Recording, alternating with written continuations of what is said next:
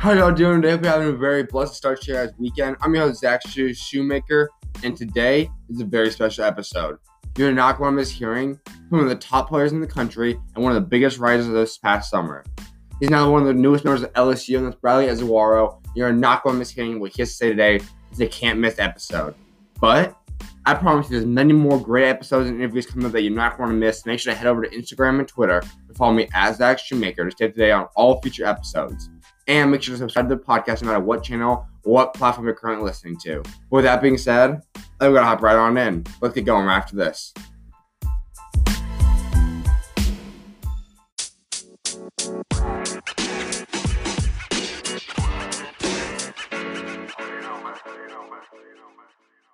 I'm blessed to welcome on a three-star center who currently finds himself ranked number 29 overall when it comes to centers. He also finds himself currently ranked the number 210 overall player and is the number 10 overall player in California. He's been one of the largest rises this past summer, where he's gone from being an unranked player to where he is today.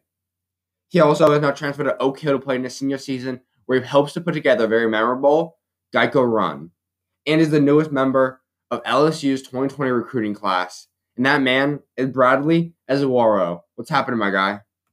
What's up, man? How you doing? Pretty good. Let's jump right in, man. I mean, you're now officially a member of LSU. Talk about what it feels like. What went into that decision? It feels good. Not even a lot went into the decision. I mean, I kind of knew from right after my official visit, I wanted to go there, or that'd be like my top school. They just show love. The fans show love. Players show love. Coaches show love. Just the whole city is love, basically. Absolutely. I mean, obviously that's going to be a great thing. You get to join Jalen Cook out there. So kind of talk about what that is like and really what you're excited to play with him now. Yeah, Jalen Cook he's a killer. He's a menace when he get to the rack. I watched a lot of his highlights when he played on Louisiana Elite or something. And he's gonna be a real dog. It's gonna be fun to get to share the court with him for the next 4 years. Or however many years we're there. Absolutely. So is there anyone else that you guys are kind of aware of that you guys are either trying to recruit to go to LSU or is there someone that you know or is there no one else? I've been recruiting a lot of dudes. I'm recruiting Josh, Hall, Ken Thomas, Mwani. I've been recruiting the 2021 dudes, Musa, Frank. I've been recruiting pretty much everybody to get them to join.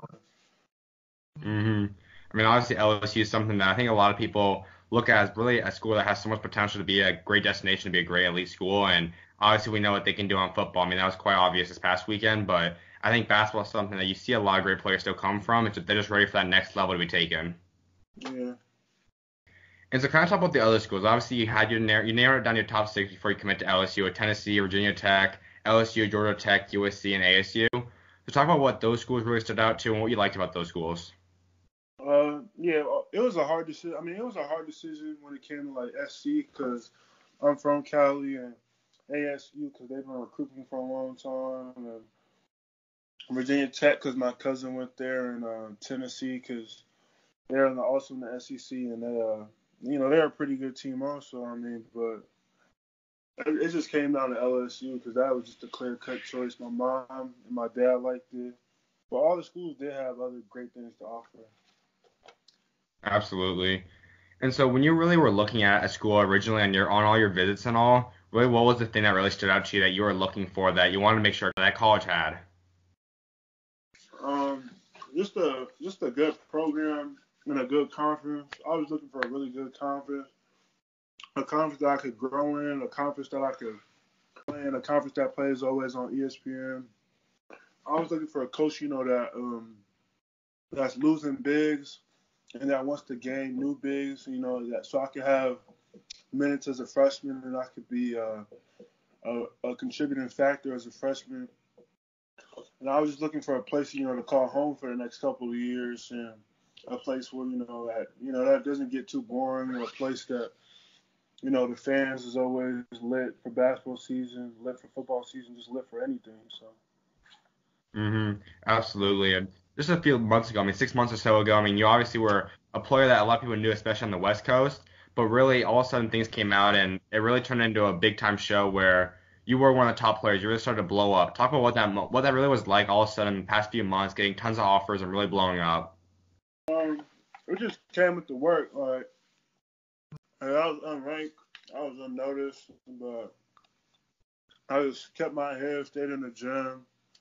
Really didn't listen to outside people. Really didn't listen to articles and stuff. I just got in the lab and worked.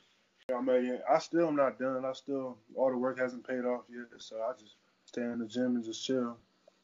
Absolutely. I think one thing you obviously look at is that a lot of coaches and people really in the high school level, a lot of time rankings aren't accurate. I mean, you look at the way they end up panning out in the NBA draft, it's not really that accurate. And I think for you, obviously, you are higher than 210. I think that's something that as you keep playing this next year, OKO now will be a huge thing. It just like you said, just keep working, and you know that God's got a really good, big time plan in store. Yeah, I seen my ranking. It's what, like 210? I mean, obviously, there's not 209 players in the class of 2020 that's better than me, but, I just take that chip on my shoulder. I'm still committed to my favorite university. I'm still, still regarded as one of the top players in my class. So I really don't listen to numbers and what people say, so it don't matter to me. Without a doubt. And obviously, one of those things that another big decision you had this summer was obviously transferring high schools. And you obviously went from Bishop Montgomery over now to playing at OKO. Talk about what that transition was like and why you decided to go to OKO. Um, it was a crazy transition. My house is 2,500 miles away from here. And, it's tough not seeing your mom and pops every day. It's tough, not being able to hang out with your friends whenever you want. But it was a good move. I'm just in the lab every day over here. It gives me a chance to learn how to live by myself, live on my own, live in isolation. All I have is school and basketball. I got to focus on my schoolwork, get my grades up, get my SAT scores up. It's just a place where I could just go to meditate and just get away from all Los Angeles, the cameras and stuff. I could just go and just get my work done and just hoop. Without a doubt. I think that is a big time move because you look at obviously next year you will be going even further really out, playing at LSU, and this kind of gets you ready where you know that you still can develop this year, getting better, and you get a chance to go to Geico and stuff like that. But obviously in the next year you get to become on your own, living on your own in the college feeling, so it really prepares you for that. Yeah. And then talk about your teammates. Obviously, OKO is known as one of the powerhouse schools in the country for basketball. So talk about some other stars on your team that's going to help lead the team alongside you.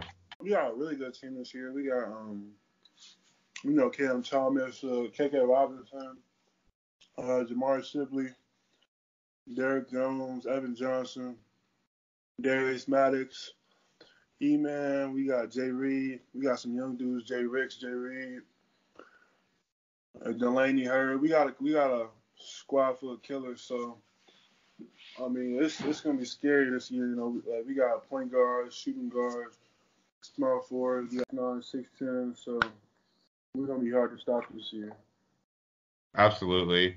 And so when you look at all the teams in the country, who's something like your guys' biggest opponents that you guys are really looking forward to play and will be some other contenders to potentially win the Geico this year?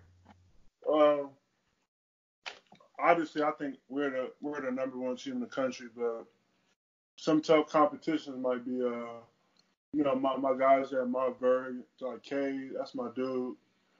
I'm looking forward to playing him and IMG, Jalen Johnson, that's my guy too. I'm looking forward to play them dudes on national TV, so that should be fun. That should be a real good matchup. No doubt. And I mean, talk about that. Like, what's your expectations and being able to be potentially playing at Geico, which I think you guys obviously will. But talk about really what you're looking for to be able to play at that stage. I'm just looking forward to the exposure for myself and for my team.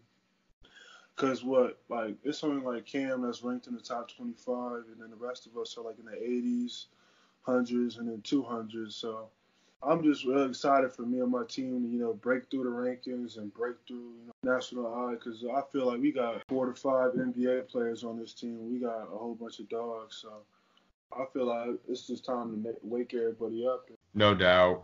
Looking at all your teammates, what's it like seeing them also now go out live the same dream that you are and be able to play and commit to different colleges? Yeah, it's crazy because I'm building a relationship for life with these dudes. Like later down the road, like 10, 15 years later, who knows? I might run into these dudes. So it's great to build like a lifelong brotherhood. even with the past players like Dwayne Bacon, I'm really close to Quinn Cook, Dwayne Bacon, Brandon Jennings. It's kind of cool. It's like a brotherhood out here. No doubt.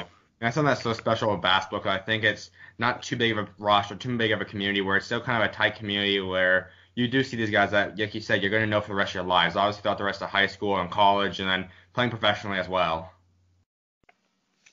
Yeah, so it's a brotherhood, it's a bond, that we'll never forget.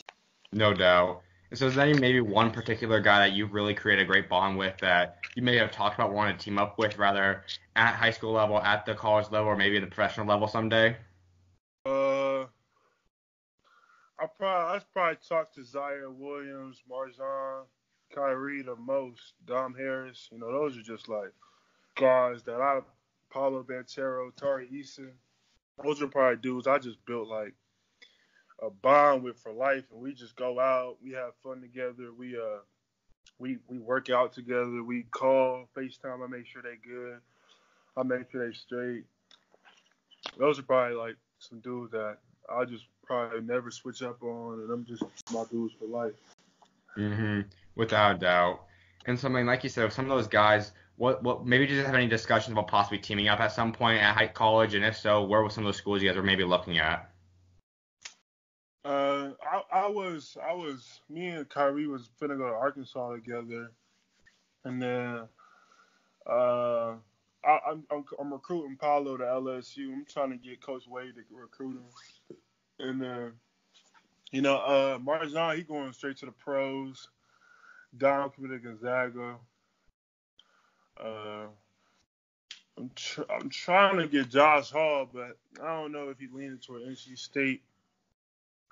And I got a whole bunch of my dudes in the SEC. I'm really close with, like T. Clark and Lance Ware.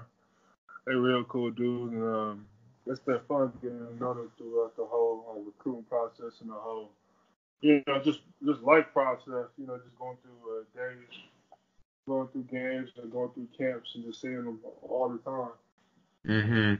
Absolutely. And then two things that really stood out about that is one guy is Kyree Walker, obviously. I mean, he's someone that really is this top player that we all know have seen dominate for a long time now. But kind of talk about really what your thoughts are. I mean, obviously he's been bashed by the media, I think, ridiculously. And kind of talk about what your thoughts are and what you see from him in terms of him still coming out of this and being a top player, as a lot of us know he can still be. I know firsthand, he just be in the lab all day. He don't really listen to that. He be working hard trying to provide for his family, provide for his little sister, provide for his mom. So, a lot of people just, say things. It's all about just working hard when nobody's looking. When Kyrie's all about that, that's my dude. So he all about that always. Without a doubt. And the other guy, obviously, is MarJon. I mean, he took another approach as well, obviously going to train for a year and then go straight to the pros. And kind of talk about what your thoughts are on that process, and did you give any consideration to potentially doing something like that? I did, but MarJon, he got the balls to do that. I wasn't sure if I wanted to do that, right at this time, because basketball might not always work out. So I wanted the education, but MarJon was really a trendsetter for really skipping the whole college part and just going straight to the league. But yeah, that was a great decision for him and his family. He said he's just been working out. He got this year at Dream City Christian. And then he gonna go kill it at the little workout thing at Oakland he got for the whole year, and he's just going to the draft, man. I've been seeing his name on draft boards, and I'm just really proud of my dude for taking that step. It also motivates me seeing my dudes do well. It motivates me to get in the lab and chase after my dreams too, so we can all be in the league someday. I mean, obviously MarJon's someone that has the ability, I think, to be a top pick in the draft. I mean, I think that will be a cool thing to see. Like you said, he's kind of the trendsetter. I mean, it's something that I think a lot of college guys are starting to look at other opportunities besides just playing, and seeing that transform and transpire over the next few years will be definitely interesting to see. Yeah. So let's jump into your AAU season. Obviously, you played a couple of different teams, Oakland, Soldiers. You played with Belmont Shores for a little bit. Talk about really what those experiences were like. Oakland Soldiers was a great experience. I got to play with the number one player in the country. I got to play with JG, Dior, Jelani Clark, Deshaun Jackson, Robbie Beasley, Judah Brown. I got to play with a whole bunch of, Division I dudes. I got Sean Robinson, is at Ole Miss right now.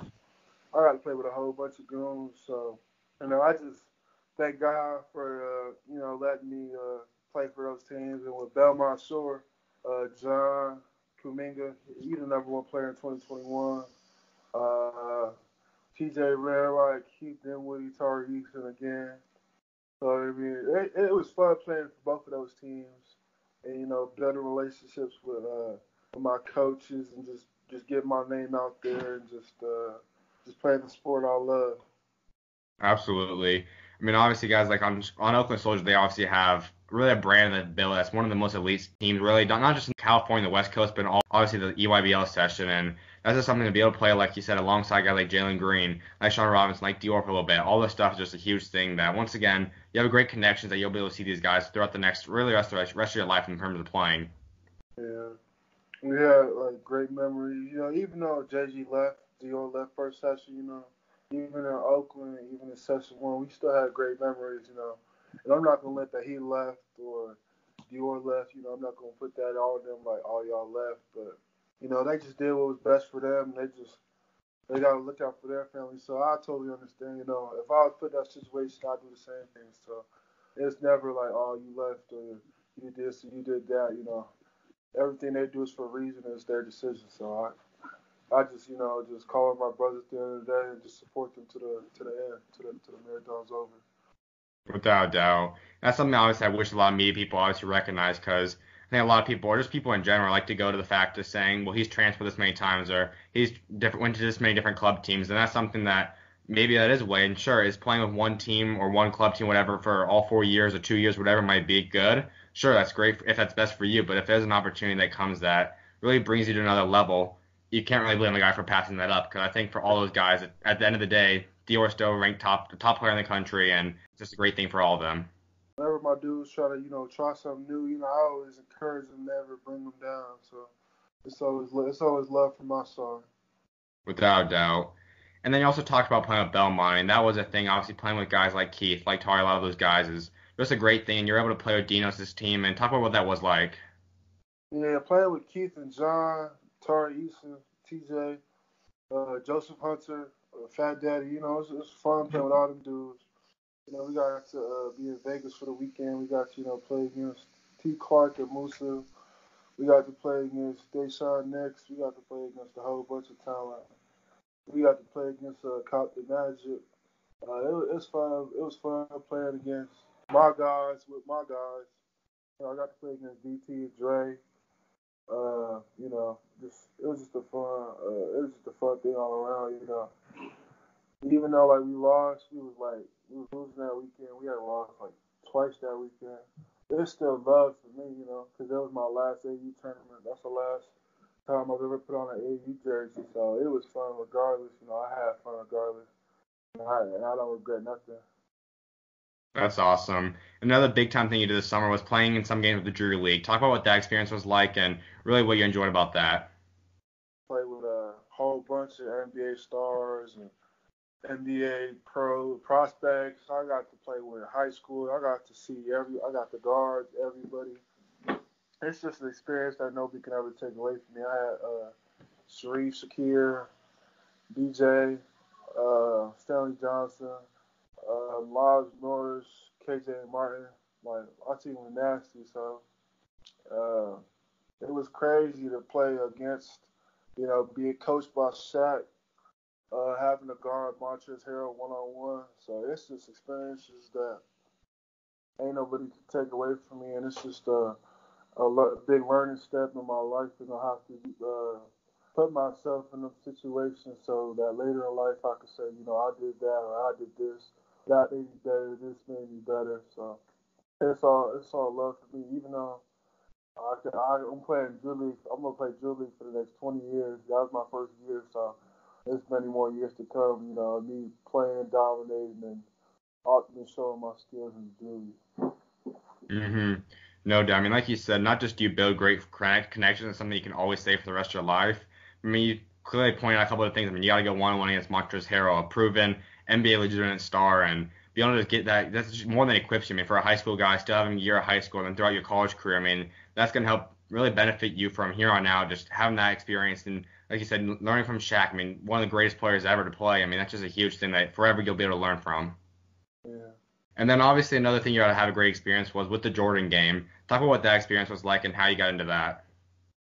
Um, my good friend Stephanie had asked me to come play in that game. That was my first time ever playing against ranked players, and my first time ever playing against, with the spotlight on me. And unfortunately, I showed up and I won MVP of that little game. Unfortunately, I couldn't go back this year because I live in Virginia now, and the game's in California, so I kind of left it to the other guys. But yeah, that camp was fun. I got to really show up my skills, and I won MVP, co-MVP with Amari Burnett. So there was a whole bunch of kills at the camp, like Kyree, Zai, Jay Hardy, Isaiah Mobley. It's a picture on my Instagram with just all the players in one picture. It's a lot of buckets in one picture. Absolutely. And that's one of those things I think down the line when you're in the NBA or even in college, I think that's one of those pictures that people bring up and just kind of talk about like all these stars were on this court at once. And those are some of those pictures you always like seeing when they talk about NBA players like that. It's going to be a crazy thing to see. Yeah, it's gonna be crazy.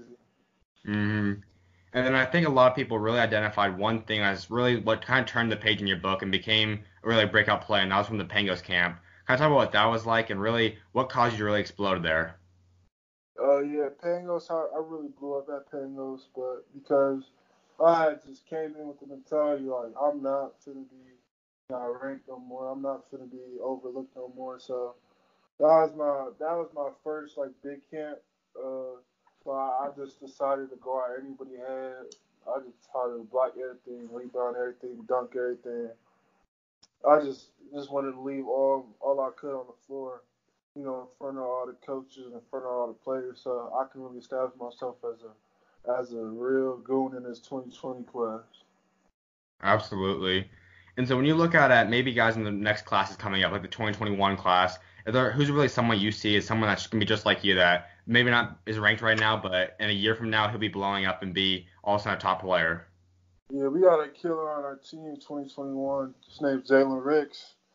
It's just like it's not all about the rankings to him. He's just being alive with us. He being alive, he be working out with me. Even though he's a little bit younger than me, and he's in a younger grade. He don't be at camps or nothing, but I've been mentoring him and I've been telling him like what you need to do and what he needs to do to become a better player and kill at Oak Hill next year because this is gonna be his team next year. So I just been just trying to tell him like you can really like do this for real. And I feel like Jalen Ricks, my teammate, can be another 2021 that really breaks out. And plus my dude Frankie Collins from AZ Compass. I don't feel like he's getting the fame that he's supposed to get. He a top 10, top 10, top 5 in his class. Crazy stuff. I seen Frankie win the MVP at the Bay versus LA game. I seen Frankie dunk on people that's way older than him. And I seen him work out. So yeah, that's another killer too. That I feel he's gonna blow up. I mean, definitely, I talked to Frankie a lot being in Arizona, and I mean, like you said, I mean, he's someone that when you first get the eyesight on him, he doesn't maybe look like he's about ready to jump 40 plus inches off the floor and be able to dunk on people. I mean, he doesn't look like a superstar player, but the second you put him on the court, he looks like he's like 6'3", 6'4", is able to go around dunking on people. I mean, like you said, I think him being somewhere in the 60s or whatever he is, that's soon to change. I think he is one of the most elite. Yeah, He's for sure one of the top point guards in the class, but I think he's one of the top players in the class, period. yeah, he top 10 for sure. Like, yeah, he is underrated for sure. hmm Absolutely. And before I let you go, I was like wrapping up with a couple different questions. The first one being, who in your life would you say has been your biggest role model? Uh, Aside from my parents, Shaquille O'Neal, he's been a very big part of my, commitment to LSU.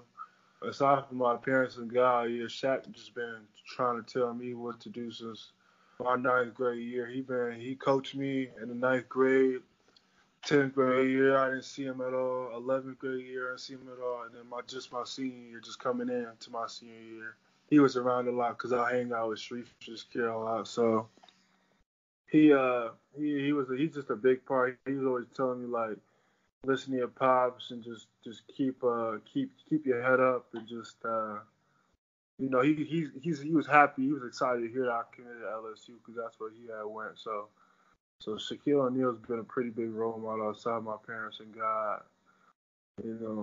James Hunt is another trainer that just texts me every day, makes sure I'm straight, calls me, says he's proud of me. Just people like that have been just around me for my whole life since I was really bad, since back then when I couldn't even shoot with my right hand, back then when I couldn't even make a jump shot consistently. So they've been with me since the mud. So I've got nothing but love for them two dudes, and they have been nothing but dudes I've been looking up to for a minute. That's huge. I mean, definitely God puts just different people in your lives. Obviously, it's either family, friends, whatever it might be that really just helps kind of guide you down the path because obviously God's got a special path for everyone in the world. And obviously for you right now, it is basketball and just helping people get you to the goal you wanted. Obviously going to college and now getting ready for your next goal, but just reaching that point is a huge thing. Yeah. Mm-hmm. And then my final question is wrapping up with is how would you say God has helped get you to the point you're at today? God's been a big part of my life. I pray to Him every night, and I just try to talk to Him as much as I can because, I am a basketball player, and He has blessed me with the size, athleticism. He's blessed all these dudes with the size and athleticism to play ball. So I feel like me and all the kids that hoop just owe it to Him. Because not everybody gets to play this game. There's some kids that are born with disabilities that want to play. There's some kids that, tear their ACL, like God forbid, tear their ACL or tear their Achilles, they can't play no more. And there's old dudes that, that look at us and are just like, man, I wish I could go back to your age and hoop again. So God really blessed me and, everybody that hoops or everybody that watches hoop, commentates to hoop, everybody just around the sport of basketball. He's really blessed us all with a great game and a great thing. Mm-hmm. 100% agree, man. Like I said, I think there's so many people that I think everyone in the world has something that he perfectly plans out. There's something special for every single one of people. But like you said, obviously for people in the basketball world, I mean, that's something that's such a tight knit, kind of close, cool community that they're able to go through all the levels together. And obviously, just awesome to see the connections build and really to see so many of athletes really keep spreading his word and obviously putting on his armor and doing his work, which is awesome. Yeah. Mm-hmm. Whatever, appreciate you taking time to come on today, bro. Obviously, best of luck this upcoming season, and I'm excited to see what you get done at LSU in the future. Yes, sir. I appreciate you, man. No problem, bro. God bless. You too, man.